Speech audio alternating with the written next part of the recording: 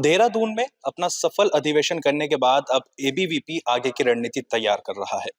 ABVP की राष्ट्रीय मंत्री क्षमा शर्मा हमारे साथ में हैं। क्षमा जी, मैं ये जानना चाहूंगा सबसे पहले तो एक तो आपको शुभकामनाएं अधिवेशन को लेकर। एबीवीपी में जो है अधिवेशन देहरादून में काफी अच्छा रहा और काफी संख्या में वहां पे आपने कार्यकर्ताओं को जोड़ा। जी, बहुत-बहुत धन्यवाद। ये क्योंकि अपना विद्यार्थी परिषद का जो राष्ट्रीय अधिवेशन होता है, पूरे देश से अलग-अलग देश के कोनों से, पूर्वोत्तर से लेकर केरल तक और राजस्थान से लेकर कश्मीर तक के सभी विद्यार्थी वहाँ पर आते हैं। तो बहुत कहीं न कहीं विविधता में जो एकता का एक संदेश होता है, वो विद्यार्थी परिषद के अधिवेशन में देखने को मिला। तो मैं पुनः आपका धन्यवाद व्यक्त करती हूँ क्योंकि वो सुंदर अधिवेशन वहाँ पर संपन्न हुआ, तो उसका कार्यकर्ताओं में बड़ा उत्साह देखने को मिला। उत्साह जी। उत्साह बेशक मेरठ में के कार्यकर्ताओं में भी है और हर बार जो छात्र नेताओं का चुनाव होता है छात्र संगठन का, उसमें देखने को भी मिलता है। लेकिन मैं उस बात पर ही आ जाता हूँ। अब काफी समय से देखा जा रहा है कि चुनाव नहीं हो रहे हैं उत्तर प्रदेश में। मैं अगर बात करूं 2018 से ही जो चुनाव है उसको शायद ग्रहण लग चुका है, या फिर मैं कहूंगा रोक जो लगी है। तो उसको लेकर क्या लगता है कि संगठन क्या धीरे धीरे अब मेरठ में या फिर पश्चिम उत्तर प्रदेश में क्या कमजोर होता जा रहा है, या फिर अंदर ही अंदर संगठन और मजबूत हो रहा है? देखिए, जहाँ तक छात्र संगठनों की बात आती है, तो विद्यार्थी परिषद ऐसा छात्र संगठन है जो छात्र संगठनों का जो छात्र संघ चुनावों का मोहताज नहीं है। क्योंकि अन्य छात्र संगठनों की अपेक्षा यदि आप विद्यार्थी परिषद को देखेंगे, तो विद्यार्थी परिषद का राष्ट्रीय अधिवेशन अभी संपन्न हुआ है। आने वाले समय में हम युवाओं के बीच क्या कार्यक्रम करने जा रहे हैं, ऐसा पूरे देश में विद्यार्थी परिषद के प्रत्येक कार्यकर्ताओं ने अपनी डायरी में उसको नोट किया है। तो विद्यार्थी परिषद तो छात्रों के बीच निरंतर उनकी समस्याओं के समाधान के लिए बिना छात्र संघ यानी हम सत्ता के लिए नहीं, छात्र हितों के लिए काम करने वाले छात्र संगठन है। लेकिन हाँ, विद्यार्थी परिषद इस चीज को सदैव कहता है कि छात्र संघ चुनाव होने चाहिए ताकि युवाओं के बीच नया नेतृत्व निकल कर आए और कहीं ना कहीं छात्र संघ चुनाव होने से छात्र हितों की बातें और अधिक मजबूत होती हैं। मजबूत होती है वो, आपकी बात ठीक है कि संगठन छात्रों के लिए काम करता है। लेकिन अगर मैं पिछले कुछ दिनों की बात करूं तो पश्चिम उत्तर प्रदेश में कई मामले ऐसे हुए हैं जिसमें शायद संगठन कहीं ना कहीं पिछले पायदान पे खड़े होता दिखाई दिया। अगर मैं ताजा मामला में मुजफ्फरनगर का उठाऊं तो एक वहां पे छात्र था, कॉलेज का उत्पीड़न हुआ, हॉस्टल का उत्पीड़न हुआ और उसने आत्महत्या कर ली। वहां संगठन कमजोर दिखाई दिया। इसके अलावा जो बाकी और संगठन थे मजबूती के साथ वहां खड़े थे। तो लगता है कि क्या एबीवीपी का जो संगठन है वो छात्रों के हितों में जब से चुनाव बंद हुए हैं तब से कमजोर हो गया है? देखिए, मुज़फ्फरनगर की जो घटना है कहीं न कहीं बेहद हर एक छात्र संगठन के नाते भी और एक व्यक्ति होने के नाते भी ये संवेदना का विषय है। मुझे खुद उस घटना के ऊपर बहुत खेद है और कहीं न कहीं कैंपस के अंदर, विद्यालय के अंदर अगर ऐसी घटनाएँ होती हैं, तो छात्र संगठनों को भी और समाज के लोगों को भी, महाविद्यालय के अंदर रहने वाले जो कॉलेज प्रशासन के लोग हैं, उन्हें भी इस चीज़ की चिंता करनी चाहिए। लेकिन एक छात्र संगठन के नाते जहाँ हमारी ज़िम्मेदारी बनती है, विद्यार्थी परिषद के कार्यकर्ता उस छात्र के लिए, उस छात्र को न्याय दिलाने के लिए धरने पर बैठे और विद्यार्थी परिषद मुझे नहीं लगता कि किसी भी क्षेत्र में हल्का पड़ता है। हाँ, कहीं हमारी संख्या कम हो सकती है, परिस्थितियाँ अलग हो सकती हैं, लेकिन विद्यार्थी परिषद किसी भी छात्र के साथ यदि गलत होता है, तो वहाँ जाकर उसके अधिकारों के लिए खड़े होने का काम अपने परिषद के कार्यकर्ता करते हैं। ठीक है। अ, अगर मैं बात करूं छात्र नेताओं की तो ऊर्जा राज्य मंत्री हैं, दक्षिण से विधायक हैं डॉक्टर सोमेंद्र तोमर। छात्र राजनीति में बहुत सक्रिय रहे और छात्र नेता से ही वो अब जो है राज्य मंत्री तक का सफर उन्होंने तय किया है। तमाम ऐसे एबीवीपी से निकले जो छात्र हैं वो इस समय अच्छे मुकाम पर हैं, विधायक या सांसद में है वो। तो अब जो ये चुनाव नहीं हो रहे हैं फिलहाल, एबीवीपी भाजपा का ही संगठन कहलाता है। क्या कोई मांग रखी गई है ऊपर भाजपा से, क्योंकि डबल इंजन की सरकार है, केंद्र में भी है और राज्य में भी है। तो लगता है कि उत्तर प्रदेश में फिर जो है चुनाव छात्रों के बीच में होना चाहिए और पता चलना चाहिए कि छात्र एकता कितनी मजबूत है।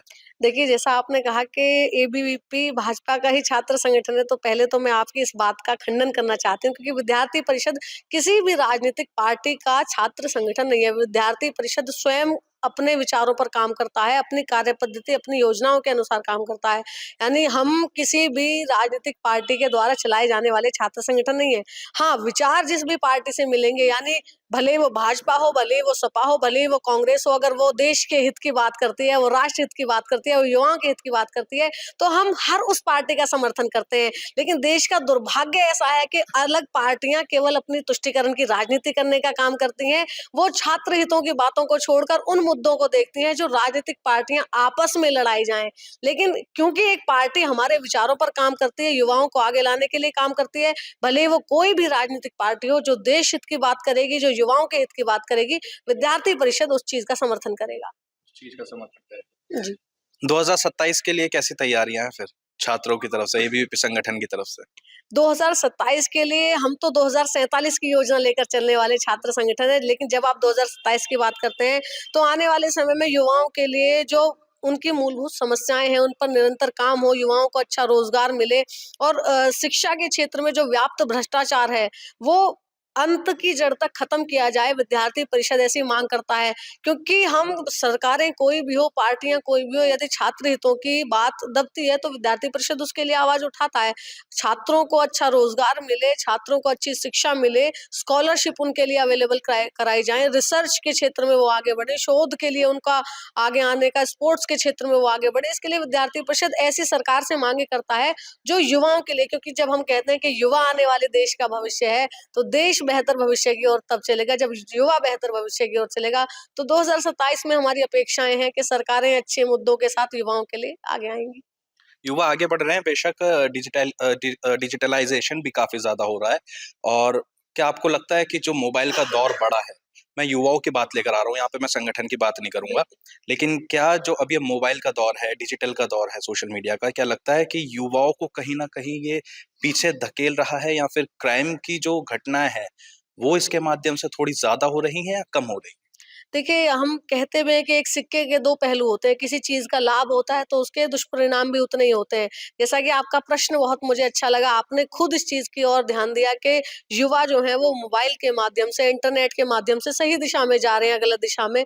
तो कहीं न कहीं इस माध्यम से बहुत सारे युवाओं ने, आपने भी देखा होगा कि यूट्यूब को, इंटरनेट को अपना माध्यम बनाकर ज्ञान के माध्यम से अपने आप को आगे भी बढ़ाया है। लेकिन कहीं न कहीं इसके दुष्परिणाम भी बहुत हैं कि ऐसी युवा पीढ़ी जिसको अभी उतना ज्ञान नहीं है, सही गलत का उनका फ़र्क नहीं पता है, या जेन ज़ी जनरेशन में भी ऐसे बहुत सारे लोग हैं, हालाँकि जो देश का जेन ज़ी है वो एक सही दिशा में काम कर रहा है।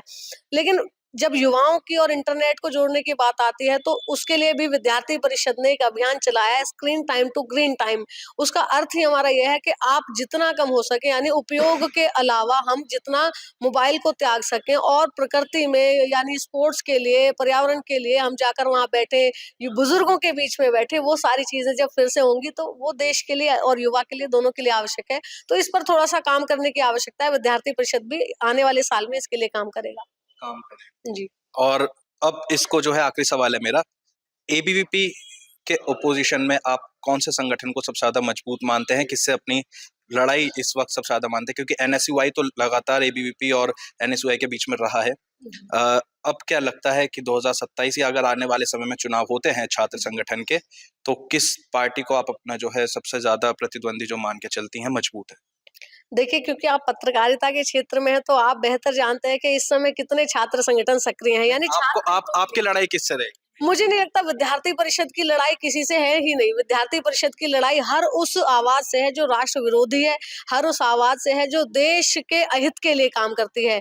तो विद्यार्थी परिषद युवाओं के लिए काम करने वाला छात्र संगठन है और ये देश का दुर्भाग्य है कि जहाँ-जहाँ छात्र संघ चुनाव होते हैं, वहाँ भले ही एसएफआई हो, आईएसए हो, एनएसयूआई हो या छात्र सभा हो, ऐसे संगठन सक्रिय हो जाते हैं। लेकिन जहाँ छात्र संघ चुनाव नहीं है, विद्यार्थी परिषद वहाँ निरंतर काम कर रहा है, युवाओं के लिए आवाज बन रहा है।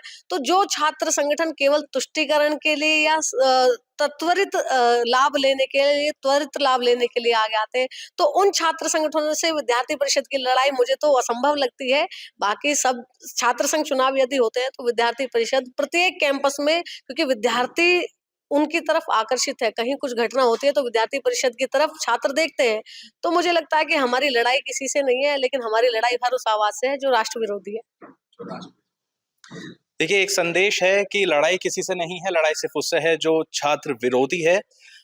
आने वाला समय है, अगर छात्र संघ के चुनाव होते हैं तो किस तरीके से एबीवीपी का संगठन मजबूती के साथ दिखाई देता है, उन सभी बातों को लेकर अब धीरे धीरे जो एबीवीपी के अंदर की सुगबुगाहट है वो शुरू हो चुकी है, क्योंकि कहीं ना कहीं एक मैसेज पहुंच चुका है कि शायद जल्द ही अब छात्र संघ के जो चुनाव हैं उत्तर प्रदेश में शुरू हो सकते हैं। लेकिन सवाल अभी भी बरकरार है कि आखिर कब।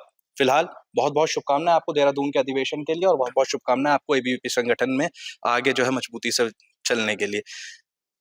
प्रत्युष शर्मा, अमर उजाला के लिए अपने सहयोगी कादिर खान के साथ, मेरठ। अगर आप ये वीडियो YouTube पर देख रहे हैं तो हमारे चैनल को सब्सक्राइब कर बेल आइकन दबाएं और Facebook पर देख रहे हैं तो हमारे पेज को लाइक करें।